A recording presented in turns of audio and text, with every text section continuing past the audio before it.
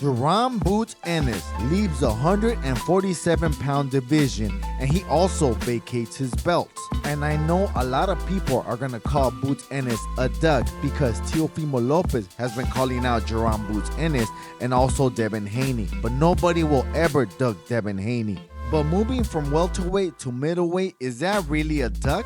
Because the middleweight is loaded with a lot of dangerous fighters. Anybody in the top 10 is as good as the number 1 fighter in the 154-pound division. So I do not believe in any way, shape, or form that Jaron Boots Ennis moving to the 154-pound division is a form of ducking either Devin Haney or Teofimo Lopez, which I always believe Teofimo Lopez will beat Jaron Boots Ennis. And not just that, Eddie Hearn said that they are going to move up to 154 and they already challenged Virgil Ortiz. And there are rumors that Virgil Ortiz turned down the fight because he said that he was not going to be ready in a couple of months. And then Eddie Hearn said that they'll give him another month. But as of right now, Virgil Ortiz has not responded to the offer. So we do not know if Virgil Ortiz is going to take the fight or not. But I do have some questions because Jaron Boots Ennis did state that he did not want to move to 154 until he unified the division at 147.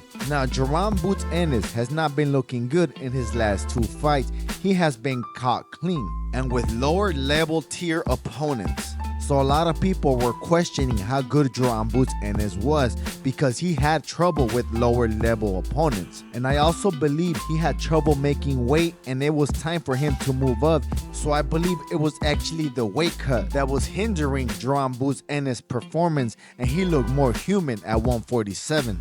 But if Teofimo Lopez does not fight Jaron Boots Ennis at 147, I believe he would have beaten everybody at 147. So to me, if he would have stayed at 147 and he would have unified and would have been undisputed, I still wouldn't know how good Jaron Boots Ennis is. But right now, I think we are going to know how good Jaron Boots Ennis is. Because even if he fights the 11th ranking fighter at middleweight, I am pretty sure he's going to have trouble.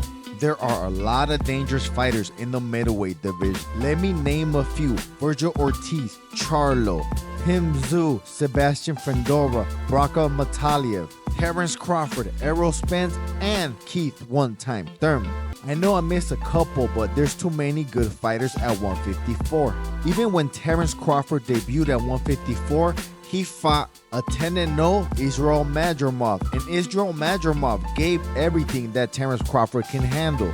Now, I know Jaron Boots Ennis is in high regard by a lot of boxing scholars, and a lot of people actually compare Terrence Crawford with Jaron Boots Ennis, but now they're going to be both in the same division. So I'm pretty sure Turki Al-Sheikh is already thinking about making this fight because he's always wanted to make this fight.